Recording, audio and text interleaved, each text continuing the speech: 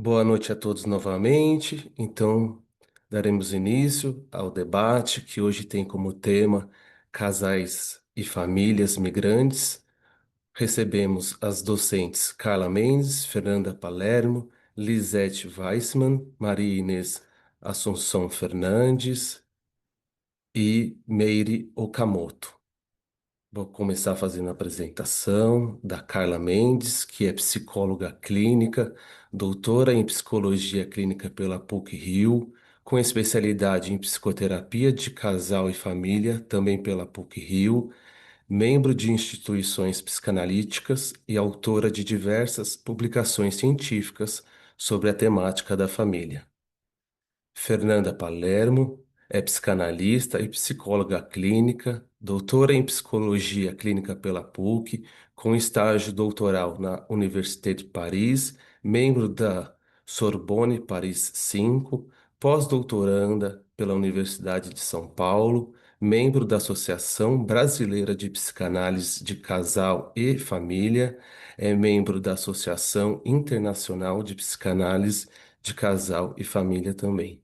Lisete Weissman é psicanalista, formada em psicologia e línguas, especialista em psicanálise dos vínculos, mestre em psicologia clínica pela PUC São Paulo, doutora em psicologia social pela USP, pós-doutora em psicologia social também pela USP, membro fundadora da Associação Brasileira de Psicanálise de Casal e Família, membro do Departamento de Psicanálise do Instituto Sede Sapiense, supervisora da Associação Uruguaia de Psicoterapia Psicoanalítica e membro fundadora da Associação Uruguaia de las Configurações Vinculares, autora dos livros Famílias Monoparentais, publicado pela editora Casa do Psicólogo, Atendimento Psicanalítico de Família, com Isabel Cristina Gomes, também publicado pela editora Zagodoni.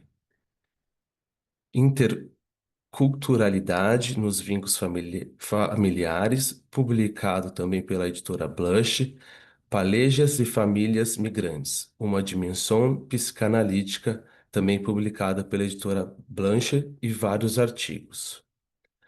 Maria Inês Assunção Fernandes é psicanalista, mestre e doutor em psicologia social pelo Instituto de Psicologia da Universidade de São Paulo, professora titular do UPS, atuando na graduação e na pós-graduação, desenvolvendo projetos de pesquisa e extensão nas áreas de saúde mental, processos coletivos, grupais e institucionais, nesses últimos considerando-se famílias e casais.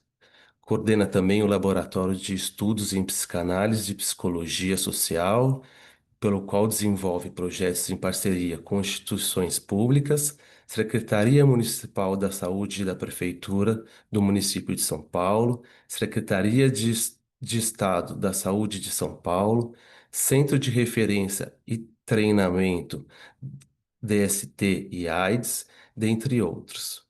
Com atuação nacional e internacional, atualmente é membro da Comissão de Internacionalização, voltada para os cursos de pós-graduação no país, é editora da coleção Psicologia, Inconsciente e Cultura, pela editora Casa do Psicólogo, e membro do conselho editorial da editora Zagodoni e de vários periódicos. Meire Okamoto é doutora em psicologia clínica pela PUC São Paulo, com pós-doutorado em psicologia pela USP, professora associada do curso de psicologia e pós-graduação em psicologia da Unesp Assis, também é membro da Associação Brasileira de Psicanálise e Casal e Família. Desejo a todos um ótimo encontro e passo a palavra para a doutora Lisete Weissman, que dará início às apresentações. Um bom encontro a todos. Bom, boa noite. Obrigado por estar aqui junto a nós, por se interessar nas temáticas que interessam a todas nós. esse debate parte a partir de um livro que foi publicado pela editora Blucher. O livro foi publicado em espanhol, minha língua materna, chama Parejas e Famílias Migrantes. Eh, não sei o que diz aqui. Eu tenho que confirmar que não estou falando em inglês. Bom, não sei. Você está me escutando bem? Quiero contar un poco cómo surge esa inquietación y a partir de ahí cómo vamos armando ese grupo que somos nós cinco que estamos hoje aqui, mas tem mais autores. Eu tinha um sonho de... Eu sou uruguaia e moro aqui em São Paulo faz 21 anos, dou aulas no CEP faz tempo, vocês já me conhecem. E eu tinha um sonho de escrever em minha língua materna. Y a partir de eso, por causa de mis líneas de pesquisa, que por un lado tienen a ver con casal y familia, y por otro lado tienen a ver con migrantes y o atendimiento en varias lenguas, comencé a pensar cómo podríamos juntar esas dos temáticas para hacer eso como un fio de estudio y un formato diferente que yo acho que tem muito a ver con nuestra realidad actual, em que, a partir da mobilidade e a globalização, as pessoas moram em diferentes lugares e conformam vínculos também a partir de diferentes culturas. A partir de aí, convidei colegas que escreveram em espanhol sobre essa temática, mas depois, em algum momento, surge a possibilidade de essas colegas que hoje estão aqui comigo falam português. Então pensei, por que não convidar pessoas que pesquisam em essa linha de trabalho, mas em português? E a partir de aí começa parte do grande problema que surge a partir do trabalho com o migrante.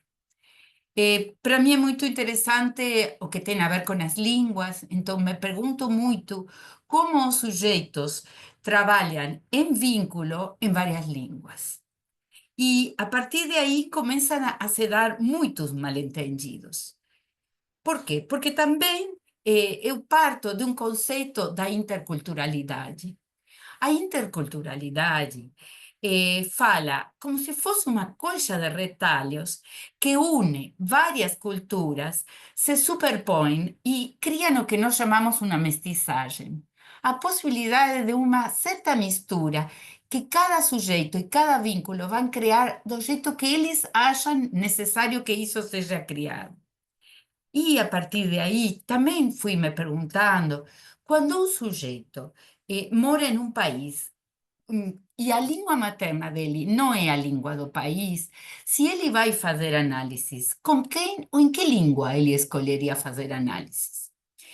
Claro que sempre aparecia aquela coisa, você tem que fazer na língua materna é aquela que vai te dar mais possibilidades, mas, na verdade, através do tempo que estou atendendo em várias línguas e fazendo uma pesquisa, fui pensando e pesquisando que isso não é assim. Sempre lembro um paciente que ele era belga e ele falava em belga francês e ele escolhe fazer análises em português comigo. Português não era nem a língua de origem dele, nem a minha. E a partir daí ele vai falando, e em um momento ele disse uma coisa que me fez pensar muito, e a partir daí fui a pesquisar, e ele disse: Eu nunca poderia falar mal de meus pais se estivesse falando em minha língua materna. E a partir de aí eu fui fazendo uma pesquisa, e tem vários autores que falam que a segunda língua, que não é a língua materna, habilita ao migrante a se expressar colocando uma distância com o superego materno. Talvez a língua materna, ao remitir aquilo originário, nos deixa muito em um lugar reprimido ao respeito da possibilidade de se expressar. Então, a partir de aí, eu fui vendo o que nós vamos chamando como a diversidade cultural. E fui vendo tem vários autores, e por isso eu falei que as autoras que estão aqui falam português, porque aí aparece o tema da tradução. Vários autores têm falado da tradução, e muitos falam que quando a gente traduz, sempre está sendo infiel. Por quê? Porque a gente sempre está sendo infiel a outra língua. E é necessário que isso aconteça. Porque não vamos a fazer como faz o Google Translator, agora o DeepL, em que se passa uma palavra a outra. Porque quando falamos em diferentes línguas, estamos atravessando culturas diversas. E não é o mesmo. Bell Hooks escreve em um livro que chama Ensinando a Transgredir, ela vai vendo como ela escreve nos Estados Unidos e ela vai se perguntando como fizeram os negros escravos nos Estados Unidos para ir se comunicando entre eles. Eles escolheram a língua do colonizador, eles falavam em inglês, mas foram modificando alguns termos que depois terminaram nos negro spirituals que a gente conhece, a partir do qual eles criam uma língua em que ficam como longe da língua do colonizador e se expressando de forma diferente. E o que Bell Hooks fala, que esse seria um instrumento de transgressão e resistência ao mesmo tempo, criando uma contralíngua. Então, a partir daí fomos vendo que é necessário para os migrantes sempre permanecer em uma zona de tradução, uma franja intermediária. Benjamin falava do in-between, sempre estar entre dois. E, na verdade, todo esse conceito da interculturalidade nos faz nos afastar da geografia e dos territórios, que na verdade foram desenhados arbitrariamente pelos colonizadores em diferentes países, para poder pensar qual seria essa língua, não? E que essa língua materna também nos permita, a partir de outras línguas, sempre permanecer no entre. Pelo cual podemos pensar que todo vínculo siempre es plural. Y cuando pensamos en migrantes y pensamos en casais y familias migrantes, que es la temática de ese debate, no necesariamente estamos nos referindo a migrantes en cuanto a sujetos que moran en otro país diverso do país de origen. Porque, na verdade, todo casal implica diferentes culturas que van se juntar no cotidiano. Porque cada família já tem uma cultura estabelecida. Então, esse conceito de cultura vai abrangendo muito mais que o que a geografia talvez desenhava.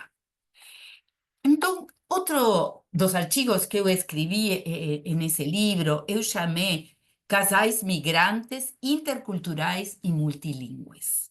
Porque chamou minha atenção qual é a língua que escolhe um casal que é multilingüe, que tem línguas de origem maternas diversas para se comunicar. E muitas vezes eu fui vendo que esses casais geram até que poderíamos pensar como se fosse uma gíria, uma mistura, tomando palavras de uma língua que ajudem mais a se expressar. Então, partimos desse conceito da interculturalidade. Néstor García Canclini é um antropólogo argentino que mora no México e ele trabalha muito em cima do tema da interculturalidade e ele fala de elementos heterogêneos que estão sempre em diálogo. Não estamos falando de uma cultura que submete a outra, não. Estamos falando de um tecido que vai se armando, permitindo que aquilo diverso e heterogêneo entre em diálogo, sem uma cultura prevalecer em cima da outra. Então, esse conceito tira do conceito de cultura hegemônica. Eu tomei nesse artigo sobre os casais uma canção, eu gosto de brincar e não tomar somente casos clínicos. Tem uma canção de Ricardo Arjona, que ele é da América Central, que chama Ela e Ele. E ele vai contando uma história que parece que é uma história de amor, não? Que se desenvolve em Cuba, um yankee vai para Cuba a passear, aí se namora de uma cubana, eles não têm uma língua em comum, mas o amor vai fazendo aquilo, que eles vão tentando se entender. E é interessante como ele vai falando. Depois, se vocês querem, olhem em YouTube, que está a canção dele e está isso é significado, como ele vai falando que ela vai se despedindo de Fidel e ele vai se despedindo também da Estátua da Liberdade. Então, eles vão abandonando parte dessa cultura de origem para ir criando aos poucos uma cultura em comum. E que eu acho que essa tem a ver com a geografia, mas como falei antes, não somente. Todos os casais precisam fazer isso, não? Então, isso gera áreas de divergência e de convergência, encontros e desencontros. E, na verdade, do que isso fala é que sempre tem que fazer concessões. Todo casal tem que fazer concessões, sendo de diversas culturas ou não. E, de novo, vou ir para Bárbara Cassin, que ela fala que o amor se situa entre duas falhas: o não suficientemente estrangeiro e o estrangeiro demais. Na verdade, todo casal tem que poder aceitar a estrangeiridade do outro, no sentido que nunca vamos conhecer o outro 100%. O outro sempre vai aparecer como um cristal opaco, para dar possibilidades a que o outro também se modifique. A incógnita é parte dessa possibilidade de pensar os casais dessa forma. Agora, quando pensamos na migração, os sujeitos migrantes estão sempre no que eu chamo em um movimento de pêndulo. Eles oscilam entre a perda e o encontro, a perda do país de origem e o encontro da nova cultura. E cada um desses vínculos vai ajudando a elaborar isso de uma outra forma diferente. Agora, quando falamos de casais multilingües, também dá lugar a vários mal-entendidos entre eles. E eu tomo as palavras de Tamia Yush, que ele fala que o sujeito polilingüe, quando se expressa em uma língua, as outras línguas ficam sempre por baixo em sofrimento e dor, por causa de que eles não conseguem se expressar nessas outras línguas. Então, esses casais multilingües apresentam vários mal-entendidos, mas é muito interessante pensar em qual língua eles escolhem se comunicar. E não necessariamente tem que ser na de origem de um ou outro. Às vezes são migrantes de um outro país e escolhem uma terceira língua. Então, tudo isso dá várias questões para poder pensar esses tipos de vínculo peculiares. Bom, eu acho que até aí cumpri com meus 20 minutos. Agora vamos passar. A ideia é fazer um debate e ir abrindo a discussão. Obrigado, Lisete. Vou passar agora então a fala para a doutora Carla Mendes. Bom, muito obrigada a todos. Começamos por agradecer à Lisete o convite, primeiramente, para participar na obra dela e também, mais uma vez, o convite para estarmos aqui presentes para falarmos de migração. E a Lisete começou por falar precisamente de línguas de origem, e aqui estamos nós numa língua de sotaques, não é? Acho que é um encontro bem interessante porque damos voz à temática aqui do encontro através dos nossos sotaques. A Fernanda e eu participámos neste livro organizado pela Lisete com um capítulo que nós chamámos, batizámos de Transmissão Psíquica em Tempos de Hibridização Cultural. É um recorte, e porque esse recorte nós amparamos na globalização. Porquê? Porque os termos de migração e cultura são duas temáticas, são dois termos extraordinariamente polissémicos. Então, é preciso pensar que hoje, e na nossa opinião, tardiamente, a questão migratória na área da saúde, da psicologia cultural, da psicologia intercultural começou a ser pensada tardiamente comparativamente às ciências sociais, que foram as primeiras ciências a pensarem e a escreverem sobre migração. Portanto, a dimensão psíquica, a dimensão da dor psíquica do processo migratório não era levada em conta pelos pesquisadores até sensivelmente anos 80, 90, que é muito pouco tempo atrás. Então, vamos aqui agradecer à psicologia intercultural, à etnopsiquiatria, à psicanálise, que começou a pensar a dimensão da doença mental, da doença psíquica e principalmente da transmissão entre gerações das famílias migrantes. E aqui estamos nós também a contribuir um pouco para essa temática. Pensamos num recorte, porque falar de migração é um mundo, e o nosso recorte foi pensado na contemporaneidade. Então nós pensámos assim, mas para onde é que nós caminhamos na transmissão? O que é que se está a transmitir? Para nós pensarmos o que é que se está a transmitir, nós temos que pensar que tempos de migração são estes. Ora, a migração, em termos muito gerais, ela é considerada voluntária ou involuntária. Voluntária, nós temos hoje uma predominância no mundo de migrações voluntárias, e aí se inclui as migrações estudantes, intelectuais, as migrações por amor, as migrações em que o sujeito tem sempre uma possibilidade de retorno quando quiser, como quiser, enquanto quiser. É a chamada transmigração.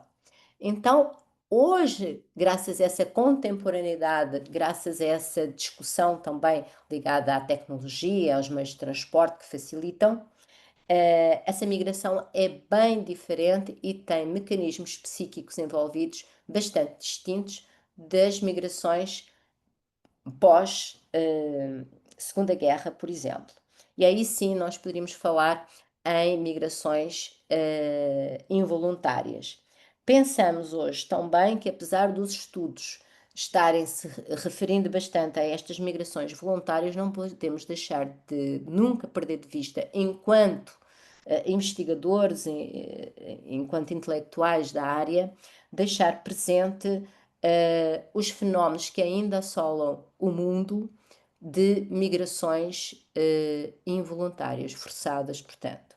Então, nós temos que pensar hoje que a globalização veio trazer uma dimensão psíquica que é preciso pensar como se deslocam as identidades e como são essa subjetividade contemporânea que tem uma dimensão migratória. Amparámos na hibridização cultural, que é um termo que advém da biologia, e é aqui pensado, vários autores se embasam na hibridização cultural como um aspecto contemporâneo, fruto da globalização, que daria suporte a uma terceira cultura. Então, nós estamos a falar de transmissão, estamos a falar de contemporaneidade, estamos a falar de globalização e estamos a falar de produção de conhecimento e produção de subjetividades contemporâneas que se misturam nessa cultura contemporânea, muitas vezes adversa e ligada à transmissão. Esta heterogeneidade, esta interação entre culturas, que a Lisette também já falou, criaria para alguns autores, o Homi Bahama, Stuart Hall, por exemplo, trazem um aspecto que seria uma terceira cultura, que não seria uma mistura de culturas. Então, até uns anos atrás, até os anos 90, pensaria-se que quando há refúgio, quando há uma dimensão migratória ligada ao refúgio ou ligada a uma dimensão de advinda de uma migração voluntária, se daria origem a uma complementariedade no sentido de uma mistura de culturas. Então, casamentos biculturais, essa exogamia familiar se daria como consequência uma mistura de culturas. Não é isso que os estudos hoje apontam. Aponta-se para uma terceira cultura que não é uma superposição, como a Lisette falou, mas também não é uma mistura da origem de um pai, de uma origem de uma mãe, da origem de destino ou da origem dos antepassados, mas sim alguma coisa mutável que é construída através dessa transmissão. Então, ontem nós teríamos, e temos muitos autores, o Bauman, por exemplo, nos falando dessas identidades mais estáveis, mais fixas, e hoje teríamos então essa globalização ligada a uma identidade híbridas. Este é outro termo interessante para pensar como se daria a transmissão neste complemento, nestas identidades híbridas, nessas entidades que não se sobrepõem, não se misturam, mas trazem um terceiro espaço. Esse é um terceiro espaço que para autores, que estes autores, também não posso deixar aqui de lado Marie-Rose Moro, que nos traz que é uma cultura que não é o daqui nem o de lá, porque é uma cultura que nos vai trazer, não, há uma cultura que não é uma mistura, mas é principalmente uma diversidade em que a negociação cultural deve estar sempre presente. Portanto, um produto de uma evolução histórica pós-colonial, em que estes autores vêm pensando na transmissão familiar, na transmissão cultural em termos de globalização. O que é que se mantém e se transmite da origem, e aí nós estaríamos falando de historização, mas também o que é novo na cultura para onde se vai, que pode ser pensado, que pode ser interiorizado. E aí nós falamos de uma tensão, uma dialética, de uma tensão permanente entre a origem e destino, entre lugar de pertencimento, entre o que é que se transmite, o que é que eu quero transmitir, o que é que eu escolho para transmitir, o que é que eu devo transmitir sem deixar o meu pertencimento de lado.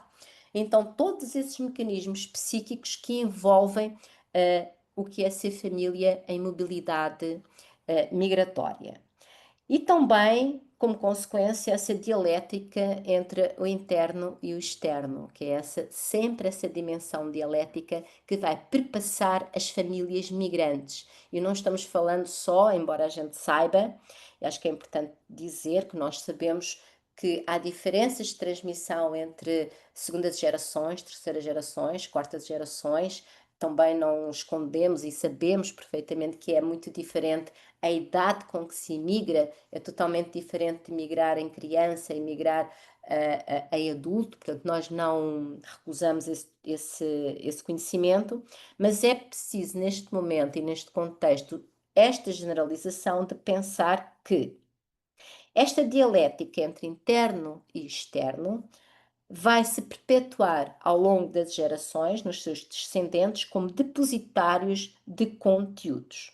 Muitos desses conteúdos, aquilo que os autores chamam de transmissão transgeracional, que são elementos não processados, são ligados à vergonha, ligados ao segredo das origens, e que são esses elementos que atravessam a filiação e a afiliação, e que são esses processos de transmissão que os valores são simbólicos acabam por ser atravessados por essas dialéticas nem sempre possíveis de fazer essa historização.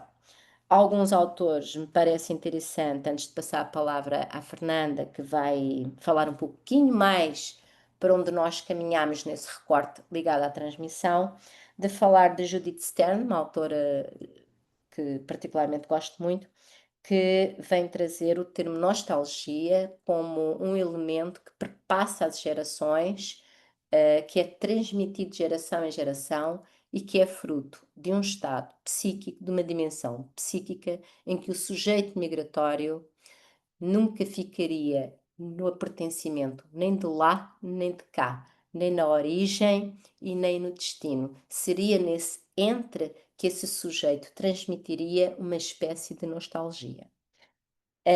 Passo agora então a palavra à Fernanda, que vai dar aí continuidade ao recorte que nós trouxemos neste trabalho. Obrigada.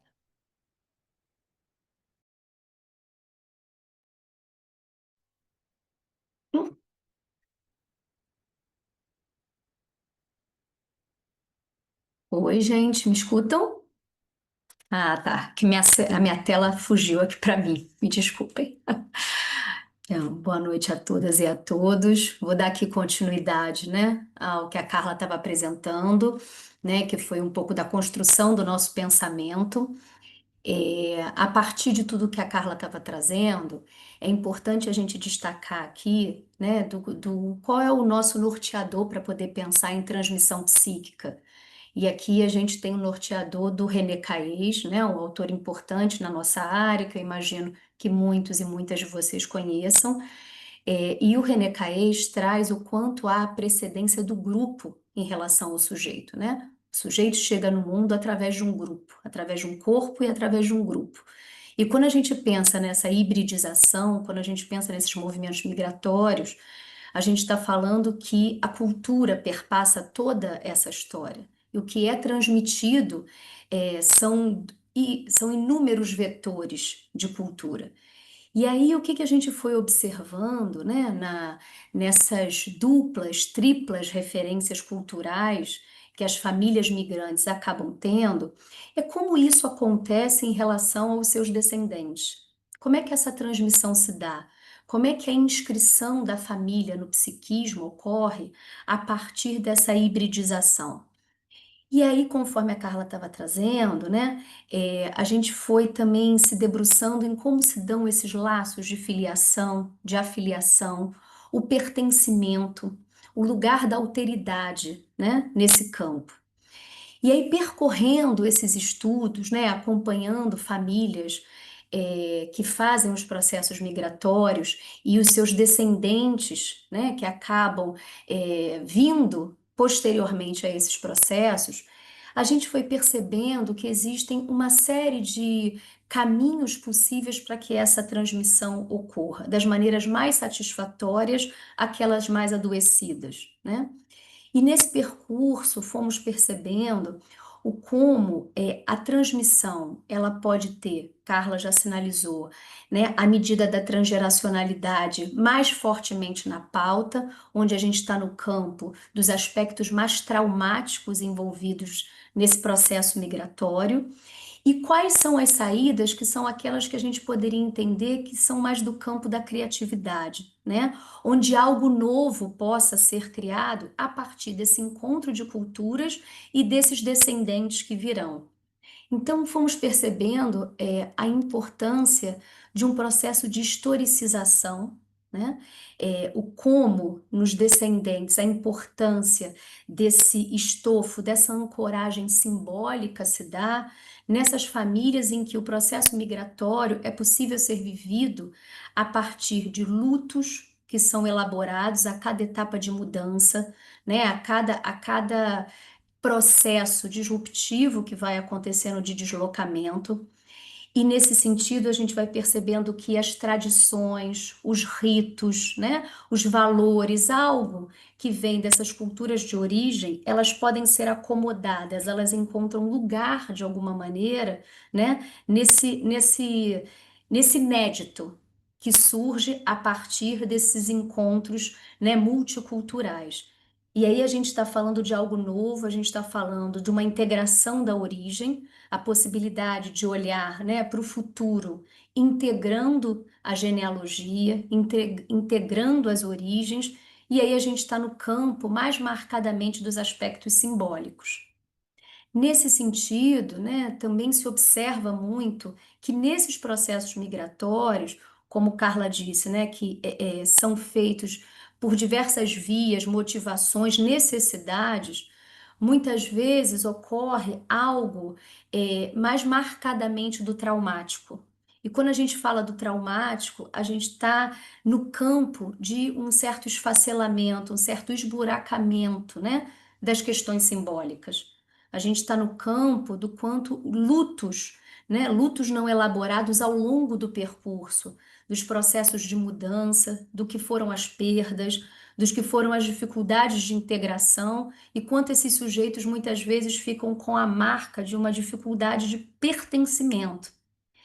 E nesse sentido, né, é curioso a gente pensar que, conforme a Carla dizia, dessa globalização e esse mundo com muita mobilidade, né, é possível hoje nos falarmos de diversos países, localidades distintas, fazermos essas ultrapassagens de fronteiras, mas o que a gente foi observando é que quando o traumático se impõe nessa cena, as fronteiras ficam muito mais frágeis e, nesse sentido, elas podem também se rigidificar, fazendo uma espécie de fechamento, né, na família. E nesse sentido a gente foi observando, né, que muitas famílias acabam vivendo uma fantasia de autoengendramento. O que que significaria isso? Né? É como se elas ficassem apartadas das suas origens. A possibilidade, né, de viver um novo não inclui um antes. A questão da temporalidade passa a ser entrecortada. E esse fechamento, né, essa fantasia de autoengendramento é uma espécie do que o Didier Anzier, né, nos coloca com o conceito de ilusão grupal, né, que é essa ilusão do grupo, uma defesa do grupo, né, contra uma ansiedade persecutória, né, contra o medo da perda, o medo do aniquilamento, que faz com que o grupo, e aí nesse caso a família, viva um fechamento em si mesma, né? Ao mesmo tempo que existe uma mobilidade no sentido hoje das fronteiras, né, dos deslocamentos, o que a gente vê na cena do traumático é esse fechamento, né? É um precário sentimento de pertencimento. E os apagamentos que vão acontecendo das origens, das histórias, a impossibilidade de historicizar, né, acaba revelando um esvaziamento simbólico, né?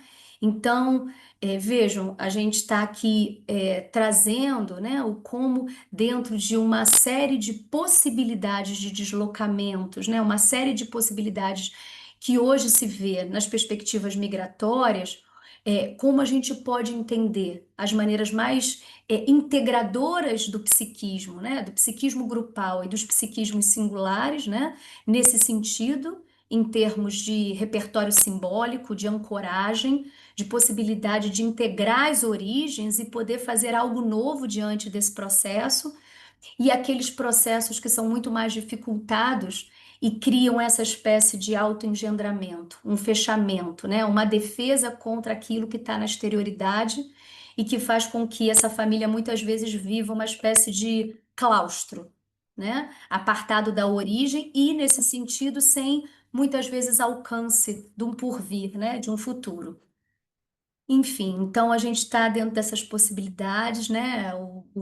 O nosso trabalho foi poder colocar um pouco em causa, né, o que se passa nessas famílias, né, na pluralidade, né, dessas famílias e na pluralidade de saídas que possam ser vividas, né, das mais adoecidas e sofridas, às mais criativas e, enfim, satisfatórias, né? É isso, fico por aqui. Obrigado, doutora Fernanda. Agora eu vou passar a palavra para a doutora Meire Okamoto. Acho que é essa sequência, né, Meire? Só abrir o microfone, tá? Sim. Boa noite a todos e a todas. É um prazer estar aqui nesse momento, compartilhando este momento com todas essas amigas e colegas queridas. Bom,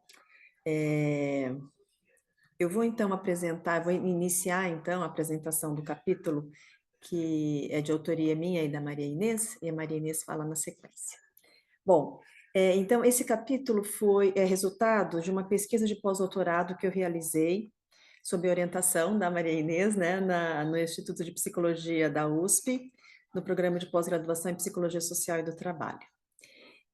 A pesquisa foi realizada, então, com famílias nipo-brasileiras, com o objetivo de investigar a questão identitária e da transmissão psíquica nessas famílias. Então, realizei entrevistas com 4 famílias, com pelo menos 2 gerações diferentes, né, sendo entrevistadas aí ao longo deste processo. No capítulo, né, nós apresentamos apenas uma família por uma questão de que, né, da questão do que seria possível explorar em um capítulo de livro. Então, eu vou contextualizar um pouco a questão dos aspectos históricos e que, de certa maneira, influenciaram muito, né, a questão aí da imigração japonesa no Brasil, que, né, iniciou-se historicamente em 1908 com a entrada dos primeiros imigrantes vindos do Japão para o Brasil, né, e esse foi um processo de imigração considerado moderno, porque ocorreu lá no início do século XX, e esse processo migratório todo que aconteceu no Brasil naquela época, né, ocorreu principalmente devido ao interesse e à necessidade de suprimento da mão de obra, né, que foi então em substituição ao período de escravização que nós vivemos no país. E aqui, essencialmente no estado de São Paulo, os migrantes eram direcionados principalmente para a lavoura cafeeira, né, no interior do estado de São Paulo. Bom, concomitantemente a isso, o Japão, né, vivia um momento de crise econômica em decorrência de situações políticas na transição de regime do shogunato para um Estado mais moderno, e isso gerou uma série de crises econômicas devido a essa transição política e econômica. Então, havia um grande interesse, tanto no governo japonês, pelo excedente populacional e também pela crise econômica que acontecia naquele país, como também no Brasil, né, devido à necessidade de suprimento de mão de obra para a lavoura, principalmente cafeeira. Ou seja, então havia aí o interesse dos dois governos e a migração japonesa foi também subsidiada, né, o que é uma característica importante. No entanto, eles também já vinham com dívidas contraídas, porque o governo japonês criou alguns escritórios responsáveis pela migração, então eles já vinham com as dívidas de passagem e de viagem que eles teriam que pagar depois que chegassem aqui no Brasil com o trabalho deles. Bom, uma das características, né, devido a esse interesse mútuo entre os estados, foi que houve uma grande propaganda no Japão incentivando a migração para o Brasil. Essa migração já tinha acontecido no Havaí, nos Estados Unidos, anteriormente, mas foi fechado, né? Esses dois movimentos foram fechados, e essa propaganda foi muito enganosa, e era divulgado, então, por exemplo, no Brasil, era muito rápido e fácil enriquecer, que inclusive existiam árvores que se colhia ouro aqui no Brasil como uma alusão aos pés de café. E, bom, então, movidos tanto pelo incentivo do Estado, como também por essas propagandas enganosas, os migrantes, então, se dirigiram ao Brasil, porém, com o objetivo principal de permanecer temporariamente no Brasil, enriquecerem e retornarem, né, vitoriosos do ponto de vista econômico ao Japão.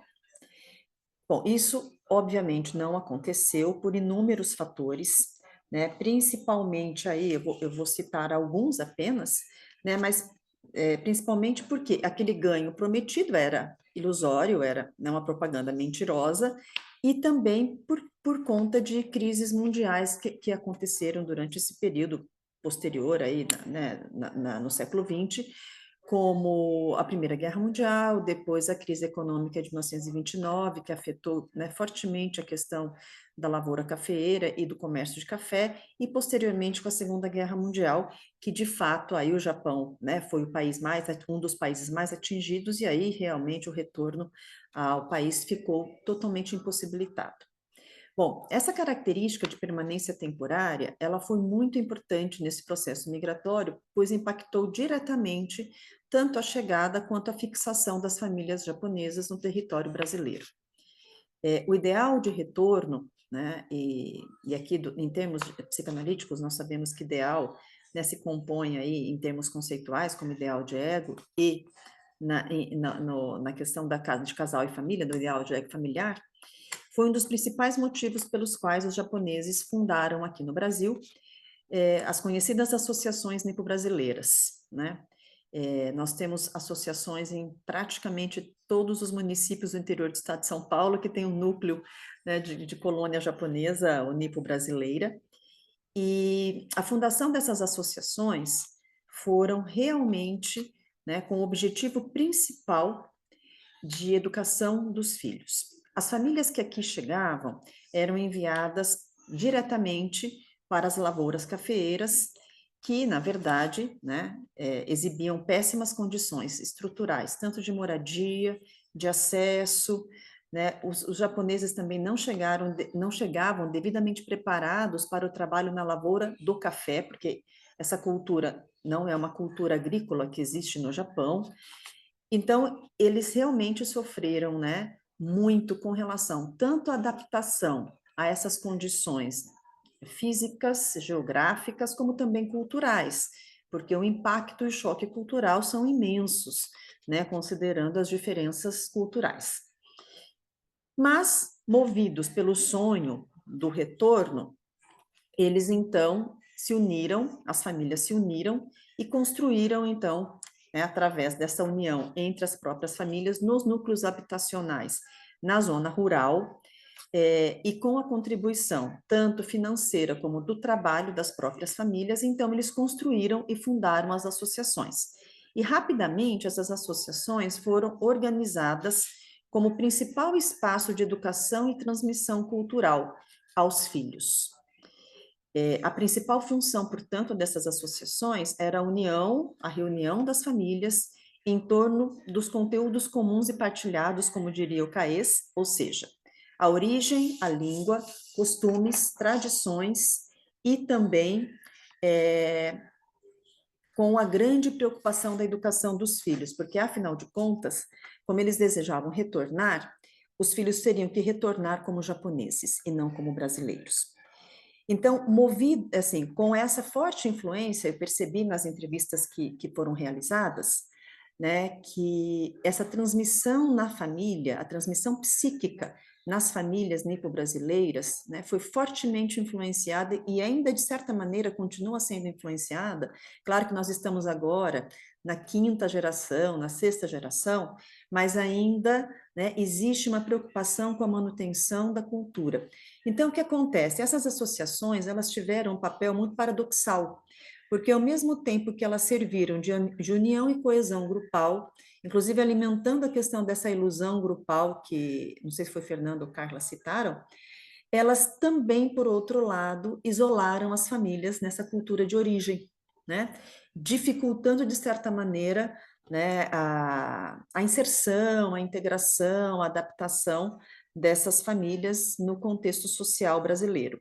E uma das coisas que nos chamou muita atenção nas entrevistas é que realmente as pessoas, mesmo em idade adulta, em torno de 30, 40 anos, ainda existe uma crise identitária, né, no que diz respeito a se sentirem japoneses ou brasileiros, né? E veja, né, nós temos aí mais de 100 anos de história desse movimento migratório, justamente por essa questão tanto da lealdade à origem, né, à cultura de origem, como também essa dificuldade de negociação, que a Lisete também citou, né, entre as duas culturas, né? Então, essa questão ainda permanece nos dias de hoje e, inclusive, tem sido acirrada porque, por volta da década de 90, 80, 90, o ciclo migratório inverteu. E aí os nipo-brasileiros começaram a migrar para o Japão.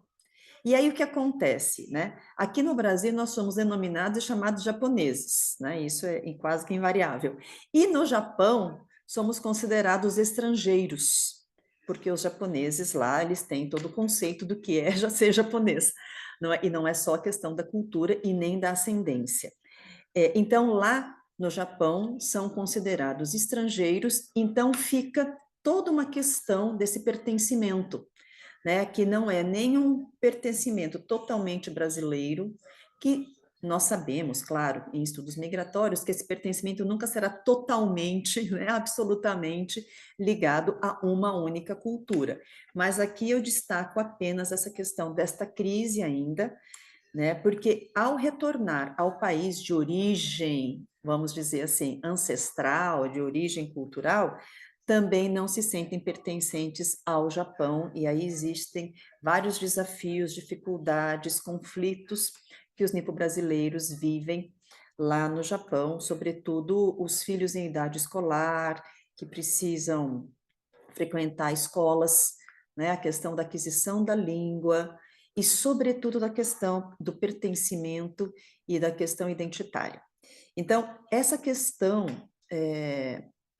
das culturas, né, desse cruzamento da cultura, a permanência, né, durante praticamente 2 gerações na cultura japonesa, ainda de alguma maneira repercute na constituição identitária e do pertencimento das gerações de famílias nipo-brasileiras. Então, na verdade, como eu entrevistei membros, né, membros de diferentes gerações nas famílias, é ainda possível verificar este conflito identitário, mesmo em jovens adolescentes, né, em idade adulto-jovem, que ainda têm dificuldade de se definirem com relação ao sentimento de se sentirem mais ou menos brasileiros, e também aqueles que viveram no Japão vivem, né, essa mesma crise. Então, eu preparei essa pequena introdução e vou passar então a palavra para Maria Inês, que vai desenvolver um pouco melhor os conceitos teóricos que nós usamos nesse capítulo. Muito obrigada. Maria Inês, pode só abrir o microfone, isso. Deu certo? Deu, né? É bom. Boa tarde, boa noite, prazer estar aqui. Agradeço esse convite da Lisete e da Meire também, cuja pesquisa que permitiu que a gente pensasse alguns conceitos para poder trabalhar ou investigar um pouco esse nível de sofrimento que a Meire relatou e que se prolonga por gerações, né? Quer dizer, é um sofrimento identitário, um sofrimento de pertencimento. E mesmo considerando as falas anteriores, né, no sentido que da Fernanda, da Carla, da Lisete, né, que mostram, né, a hibridização, que mostram o caminho de uma terceira língua, que mostra a possibilidade da criatividade, ao lado de uma outra possibilidade, que seria a possibilidade do traumático, né, se instalar nessas famílias e casais. O que a gente vê, pelo menos a partir dessa pesquisa fica muito claro, é que existe sempre um nível de violência vivida por essas famílias, né? É uma violência que é difícil ser superada inteiramente. Sempre sobram algumas marcas, né, daquilo que a gente contextualiza como o estrangeiro, não no sentido do que a gente poderia chamar da hospitalidade ao estrangeiro, do acolhimento, mas o estrangeiro naquilo que tem de hostilidade na experiência de ser estrangeiro, né?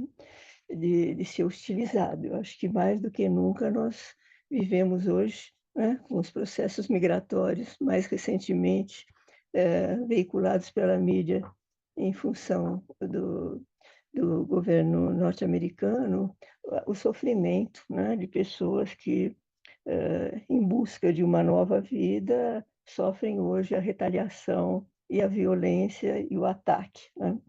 Eles são os outros, né? E essa violência ela é marcada por diferentes formas de, digamos, de consideração daquilo que é o estrangeiro, né? Então, eu vou colocar somente alguns conceitos, porque eu já sei que foram vários outros colocados pelas colegas, para não atropelar de conceitos, né? A gente entende que qual é a questão da diferença cultural? Existe a diferença cultural, mas existe um encontro cultural. Mas quais são as funções, eu vou chamar funções psíquicas, sustentadas pela cultura, né? Então, a partir de uma certa abordagem psicanalítica, a gente entende que a cultura dá sustentação às funções psíquicas através de um duplo movimento. O primeiro movimento a gente poderia entender como um movimento que contém e mantém aquilo que seria de uma cultura o seu fundo sincrético. Então, a cultura mantém como se fosse um pano de fundo, muitas vezes indiferenciado, aquilo que considera-se, não sou eu, mas eu estou metido dentro desse fundo indiscriminado, como se fosse um caldo cultural mesclado mas que permite que todos nós sejamos acolhidos por esse fundo, ou seja, nos reconheçamos nesse fundo. Então, a cultura, ela dá aquilo que a gente chama de um enquadramento cultural. Ela marca uma certa moldura, dentro da qual esse fundo mesclado, esse fundo indiferenciado, dentro do qual nós nos constituímos. Então, esse é um primeiro movimento que permite digamos, a sustentação das formações psíquicas dos grupos, das famílias, dos casais. Existe um outro movimento que diz respeito à estruturação do psiquismo, né? Quando a gente pensa principalmente nos processos migratórios. E ele diz respeito, então, à introdução dos sujeitos, e eu estou falando de famílias, grupos e casais, mas a introdução dos sujeitos na ordem da diferença, né? E é por isso que a Mary colocou há pouco, praticamente na sua pesquisa, uma investigação mais aprofundada sobre a questão das origens e da diferença cultural. Mas o que seria a introdução na ordem das diferenças, né? A introdução na ordem da diferença passa por 3 modalidades, ela diz respeito a 3 modalidades, né? E eu acho que quando a gente pensa na problemática do estrangeiro, isso fica muito claro. A primeira modalidade diz respeito à oposição entre ser humano e não ser humano, entende? E muitas vezes o estrangeiro é considerado não humano, entende? Ele é atacado, ele é vilipendiado, sofre ataques e o bullying, acho que no caso da pesquisa da Mary ficou muito clara o bullying que sofrem as crianças japonesas, as crianças brasileiras que estudam no Japão, né? Elas não são consideradas japonesas, são consideradas estrangeiras, mas às vezes no pior sentido, porque não podem jamais ser incluídas no território japonês. Então, essa é uma das primeiras questões da problemática da diferença. A segunda modalidade da diferença diz respeito, então, à diferença de sexo, diferença de sexo de gerações, né? A diferença de sexo, ela vai introduzir o sujeito na dimensão da falta, na ordem da falta, né? E a dimensão geracional na ordem da temporalidade, do desejo e do tempo e da morte, né? Então, introduzir o sujeito na ordem da diferença que a cultura faz implica em, digamos, colocar essa moldura em termos daquilo que é considerado culturalmente e que marca, que define as marcas identificatórias dos sujeitos como membros de uma comunidade, na dimensão da diferença sexual e da diferença geracional. A terceira diferença, que é, digamos, discutida dentro dessa mesma perspectiva psicanalítica, é a diferença cultural, que é a diferença que diz respeito a esse partilhamento desse fundo indiscriminado que eu disse há pouco, e que diz respeito aos mitos fundadores de uma cultura, aos ritos dessa cultura, aos valores dessa cultura, que são fundamentais, mesmo nesse caldo indiscriminado, para que haja o processo de construção do nível simbólico, do nível, digamos, que vai introduzir o sujeito no partilhamento, no compartilhamento daquilo que vocês mesmos colocaram, vários de vocês, o nível daquilo que a gente chamaria partilhamento, compartilhamento e pertencimento. Então, a cultura, dentro desse duplo movimento, ela tem ela introduz aquilo que a gente consideraria 3 ordens de questões. Uma primeira seria essa que eu acabei de dizer, que é a introdução na ordem da diferença, né? Principalmente quando eu penso em famílias e casais na ordem da sexualidade e das gerações. Ela introduz os sujeitos na ordem da língua. Algum problema?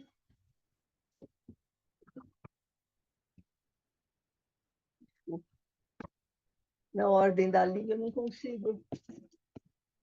Desculpa, algum problema aqui.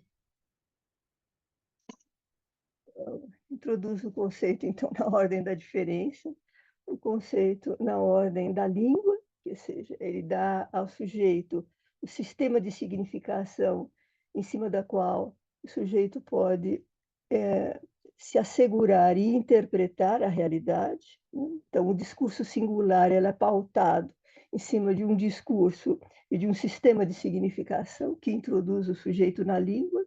Quando a Meire falou há pouco, ela dizia um pouco da problemática da língua em relação aos japoneses e brasileiros, né?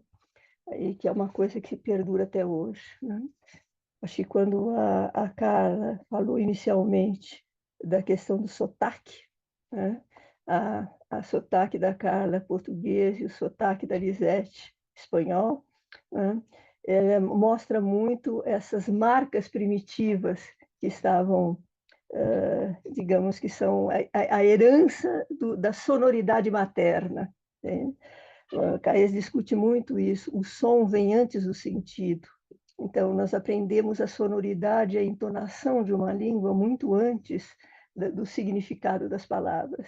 Então, o sotaque ele é um pouco essa herança da origem da língua materna. E uma terceira ordem sobre a qual eu gostaria de falar, que é uma ordem da diferença, a ordem da língua, é a ordem da nomeação. O que significa a ordem da nomeação? Que a cultura instala o sujeito, né, uma designação a um lugar dentro de uma cadeia genealógica. Então, nós temos a diferença geracional, a diferença de sexo, a língua e a nomeação, ou seja, o sujeito é introduzido, tem um lugar numa genealogia que lhe dá, então, uma posição sexuada, numa certa filiação social e cultural, e, portanto, familiar. Então, nós temos a cultura, quer dizer, a cultura nesse duplo movimento, né? E nesse movimento de instalar o sujeito, tanto na ordem, introduzi-lo na ordem da diferença, mas introduzi-lo na língua, dar um lugar para ele no campo genealógico. No caso dos japoneses, acho que a Mary trouxe com muita clareza, há como se fosse um atravessamento, uma impossibilidade de atravessar o campo intercultural, né? Portanto, as pessoas se fecharam, né, nas suas formas de educação, para evitar um pouco essa perda desse lugar que lhes era destinado genealogicamente na cultura. Inclusive, eu acho que aí houve toda a violência de Estado pertencente, né? Porque o próprio Estado garantia não só um ganho muito grande, né? O ouro nas árvores, mas também uma volta, um retorno. Então, a ideia de retorno faz com que praticamente sempre existisse, no fundo dessa tentativa de se organizar social e culturalmente, uma ideia de traição, uma ideia de culpa, de não poder voltar. Esse foi o processo mais doloroso da imigração japonesa. Ao mesmo tempo, uma vergonha por não ter conseguido dinheiro suficiente para retornar ao Japão, uma culpa por não ter conseguido, né? Então, um nível de sofrimento que lhes impede, depois, já na quinta geração, como disse a May, muitas pessoas ainda na faixa dos 40 anos não sabem se são inteiramente ou se identificam mais com japoneses ou com brasileiros.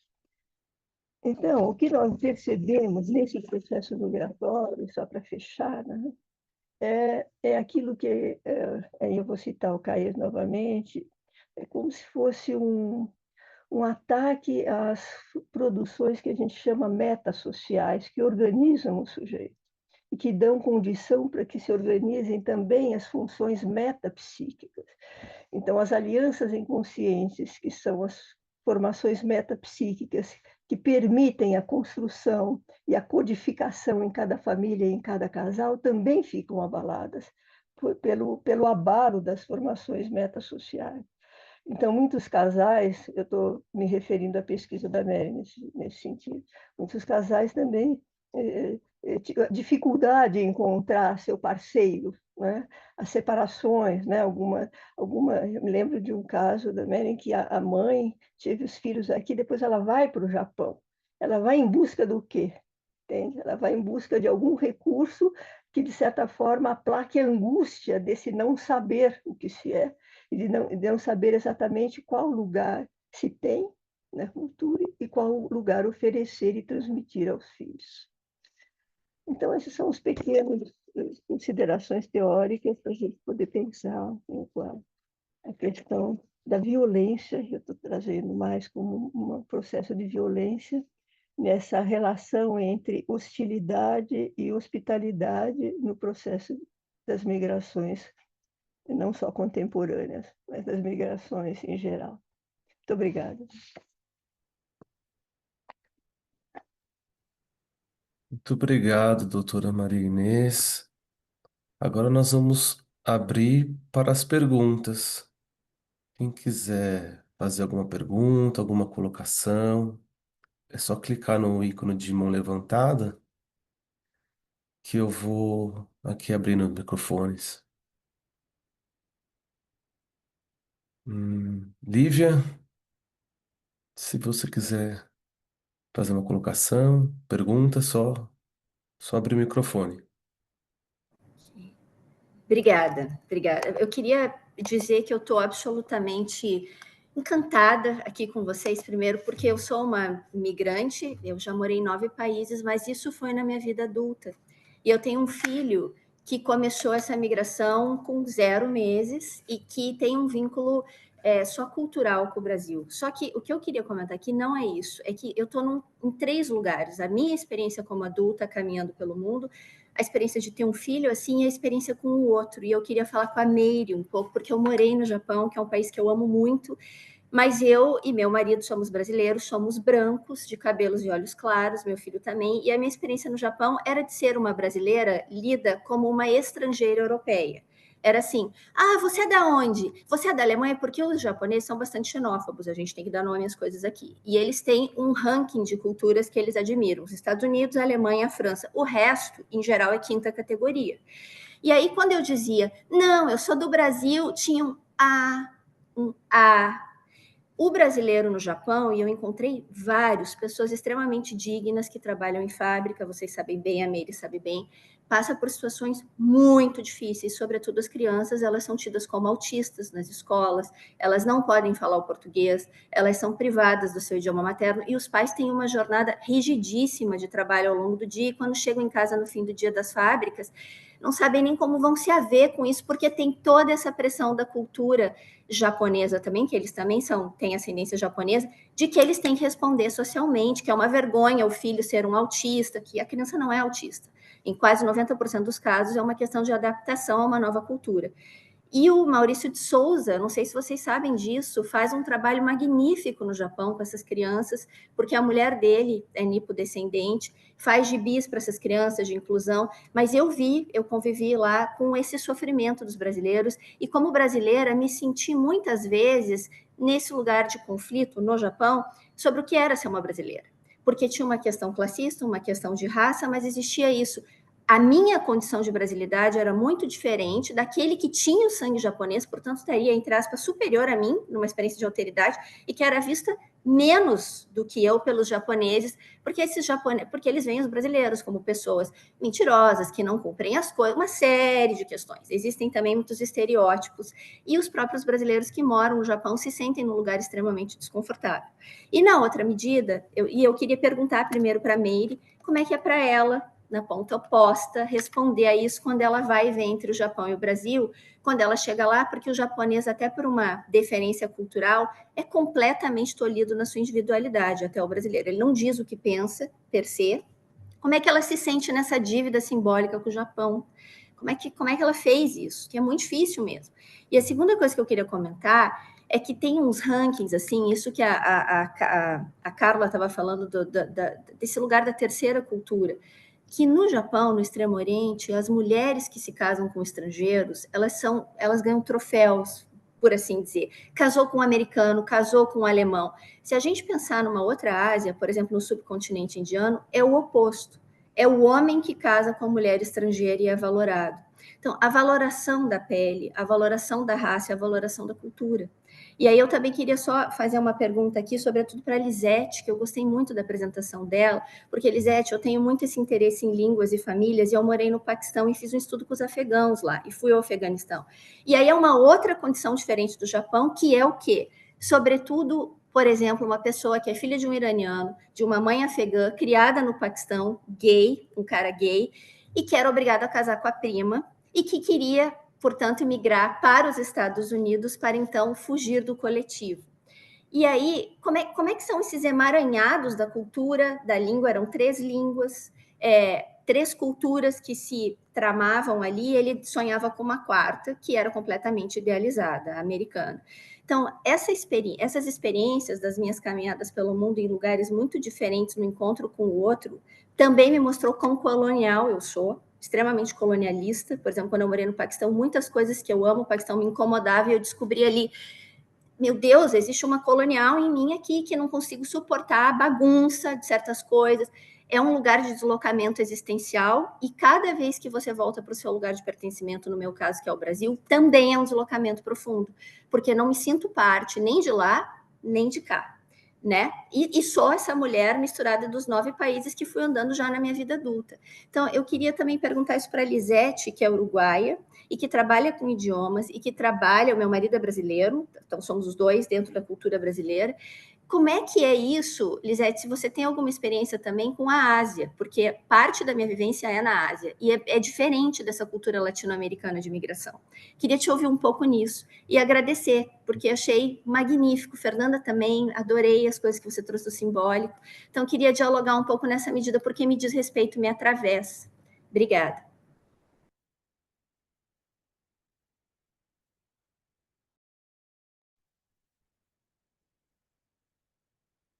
Bom, só abrir o microfone. Os docentes, se quiser colocar alguma coisa. Acho que agora abriu, né? Eu tive uma dificuldade aqui para abrir o microfone, desculpem. Lívia, muito obrigada pelas suas questões. Bom, eu tive um projeto no Japão entre 2012 e 2015, justamente com os filhos de brasileiros lá no Japão, né? Devido a todas essas dificuldades que você citou. E o projeto foi desenvolvido em escolas japonesas e brasileiras, porque também tem essa diferença lá, que os filhos de brasileiros podem frequentar ou a escola brasileira, que é uma escola brasileira de fato, aprovada pelo MEC, né, no Japão, que na verdade só ensina basicamente o português. Isso é uma questão de dificuldade, que gera uma certa dificuldade, porque, na verdade, o que a gente percebe, que a gente discutiu muito, né, Maria Inês, durante o desenvolvimento da pesquisa, é essa repetição, né, porque o que acontece, então, agora em outubro eu vou novamente para lá para trabalhar com as pessoas que estão envelhecendo. O que acontece? Bom, então, você comentou várias coisas, eu vou comentar rapidamente algumas delas. Então, assim, de fato, o nipodescendente latino é muito mal visto no Japão. E principalmente por essa diferença, né, cultural entre o que é ser um japonês, vamos dizer assim, eu vou dizer uma palavra que não é muito certa, mas enfim, só para vocês entenderem, o que é ser um japonês de verdade do que é ser um japonês estrangeiro. Né? Primeiro por essa visão, né, muito negativa do Brasil, e também eu acho que, em certa medida, pelo não reconhecimento do governo japonês e do país com relação a tudo o que aconteceu, né, nesse processo de imigração dos japoneses ao Brasil, porque não houve nenhum reconhecimento, né, com relação a esse não retorno, ao sofrimento. Eles foram, de fato, assim, as famílias negam né, que tiveram filhos, membros da família que migraram ao Japão por aquilo que a Maria Inês falou, porque isso causou vergonha, eles não retornaram com sucesso, nem ricos, e isso é um valor para a cultura japonesa imensa, né? Essa questão da vergonha é algo, assim, muito valorizado na cultura. Bom, os filhos de brasileiros lá, sobretudo aqueles que estudam em escolas brasileiras, têm uma dificuldade de aceitação do Brasil justamente por essa imagem negativa que o Brasil tem. O Brasil tem essa imagem negativa de modo geral, mas no Japão isso é muito intenso. Então, eles negam, né, tentam negar, eles não gostam do Brasil. Se eles tiverem que retornar, será um sofrimento imenso o retorno ao Brasil, justamente por essa visão que os japoneses têm. Tanto, e isso é pior com relação ao nipodescendente. Né? Se você sentiu isso com você, que não é descendente de japoneses, com relação aos japoneses é muito pior. E principalmente porque nós não falamos a língua, e porque os comportamentos são muito diferentes. Então, o nipodescendente lá é considerado barulheiro, barulhento, indisciplinado, não cumpre regras, enfim, são características que, para a cultura japonesa, é muito mal vista, vamos dizer assim.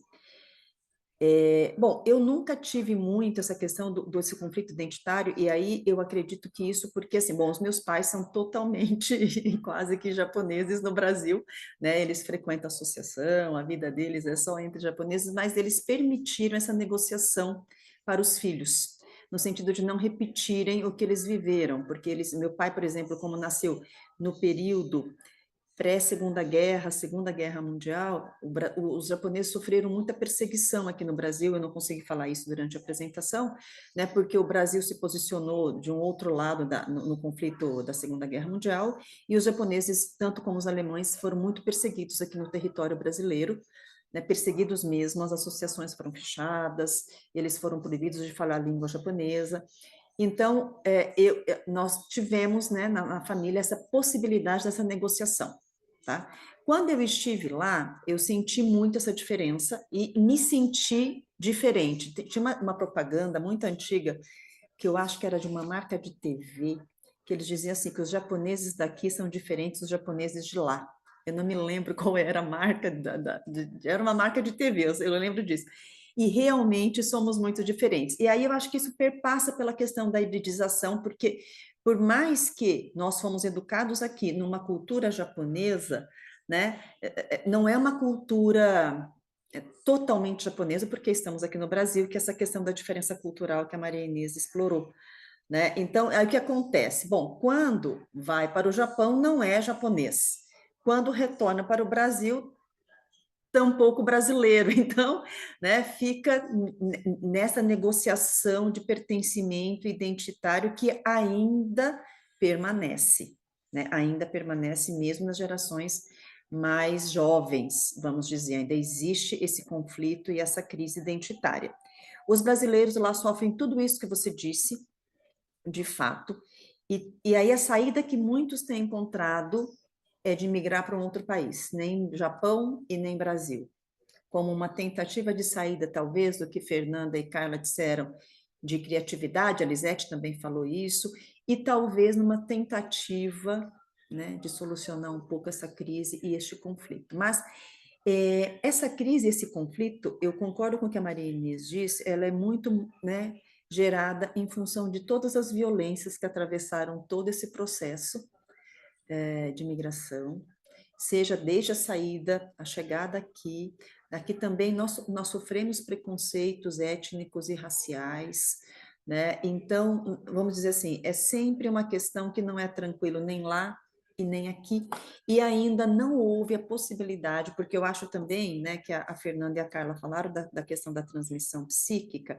Essa transmissão psíquica nas famílias, ela foi muito permeada por conteúdos de sofrimento não elaborado, sobretudo pela vergonha e pela culpa do não retorno ao Japão. E isso, né, nós sabemos, para quem estuda, né, essa área de casal e família, isso altera, né, os conteúdos que são transmitidos. Então, nós ainda estamos vivendo nessa tentativa de elaboração, e com a migração ou, entre aspas, esse retorno ao Japão, isso ficou exacerbado, porque talvez a fantasia fosse, bom, agora nós vamos reencontrar esse mito fundador, né? E não foi o que aconteceu, não é o que acontece, né? Então, o que acontece é que esse pertencimento não se firma nem aqui, não se firmou aqui, não se firma lá. Então, ainda nós temos ainda gerações, né, em busca dessa possibilidade de ter um pertencimento um tanto quanto mais, como disse a Maria Inês, né, de ser ofertado esse espaço ainda que ainda não foi devidamente. A Lisete trabalha muito essa questão da lealdade, da negociação, né, Lisete, desse pêndulo, e nós estamos ainda nesse pêndulo, eu acredito, a não ser quando é possível essa negociação, porque lá a tentativa é de ser aceito pelo japonês e pelo Japão. E, sinceramente, como você disse, o japonês é de uma rigidez, né, assim, que eu duvido muito que isso aconteça lá. Então, não ser aceito no Japão deixa essas pessoas nesse lugar do eterno estrangeiro, como aqui também é do eterno estrangeiro, porque aqui, quando nós somos apontados como japoneses, quer dizer, então nós não somos brasileiros. As pessoas se espantam. Eu já falei, né, que todo lugar que eu vou, em qualquer lugar do mundo, as pessoas olham para mim e pensam, ela é japonesa. Se eu penduro uma câmera fotográfica, é certeza que eu sou japonesa. E quando eu digo que eu sou brasileira, eu tenho que explicar como assim que eu sou brasileira? Porque as pessoas não entendem, né? Não tem essa concepção, inclusive pela questão do fenótipo também. Então, a questão fenotípica, quando você perguntou para a Lisete essas questões de países Oriente Médio, Asiática, tem essa marca fenotípica, que é uma marca que também, de alguma maneira, confere um certo pertencimento étnico. E esse pertencimento étnico tem a ver também com uma origem de cultura. Não sei se eu respondi, Lívia, mas é só para não me estender muito, tá? Muito obrigada pela sua questão.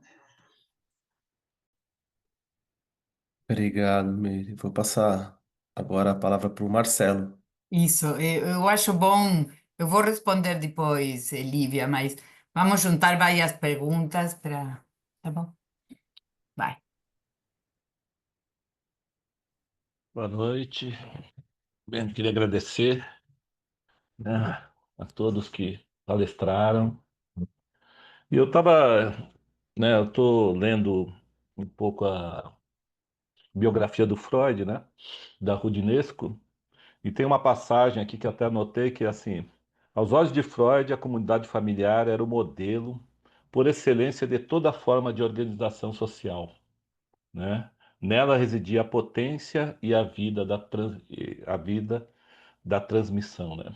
Quer dizer, é, como ela coloca aqui, né, a Rodinesco, a questão da família é um, uma das bases, né, por exemplo, da construção da questão da psicanálise, né?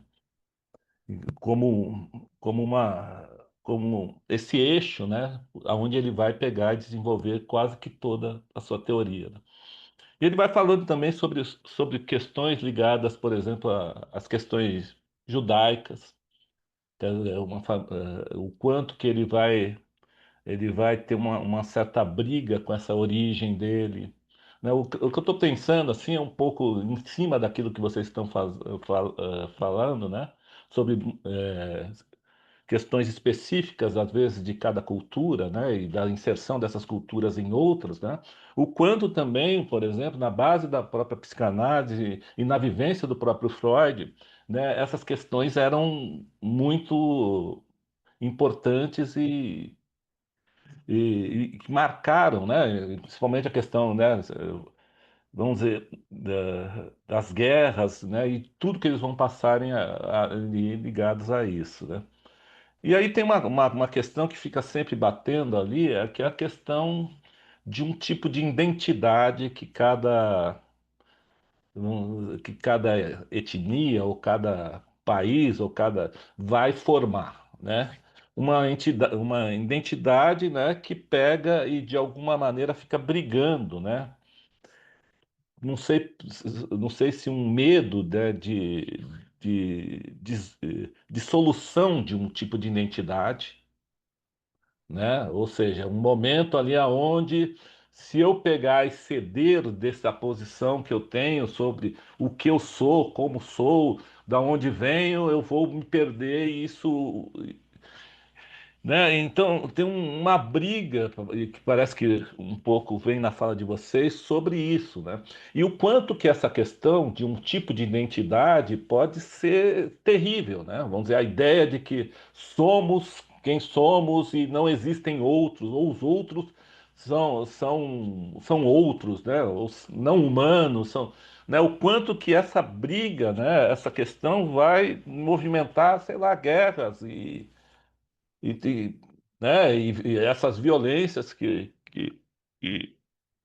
que a Mari vai falando, mas que são de parte a parte, né, que parece que vêm de todos os lados, que podem ser encampadas por qualquer um dos lados, assim, né? E o quanto que isso parece ser maléfico, né? E ao mesmo tempo disseminado em toda e qualquer sociedade, como e como é que o que que a gente faz com isso? Principalmente essa questão, eu acho assim, porque eu estou pensando na coisa mais assim, na questão do nazismo, assim. Mas que a gente está vendo um monte de coisas assim que vão se aproximando disso, né?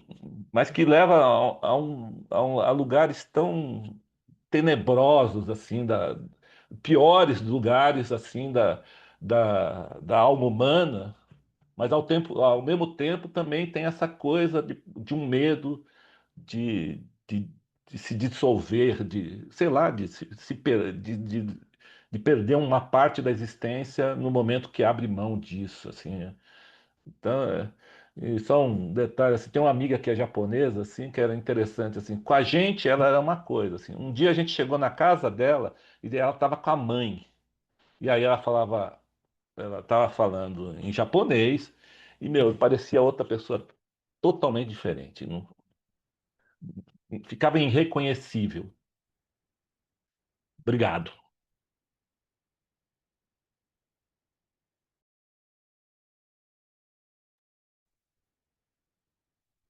Lisete quer colocar alguma coisa? Eu abro o microfone para Silvana fazer uma pergunta.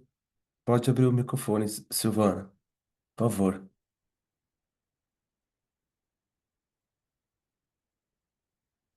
Isso. Olá, todo mundo. Muito obrigada pelas apresentações. Eu tenho uma pergunta e acho que dois ou três pequenos comentários.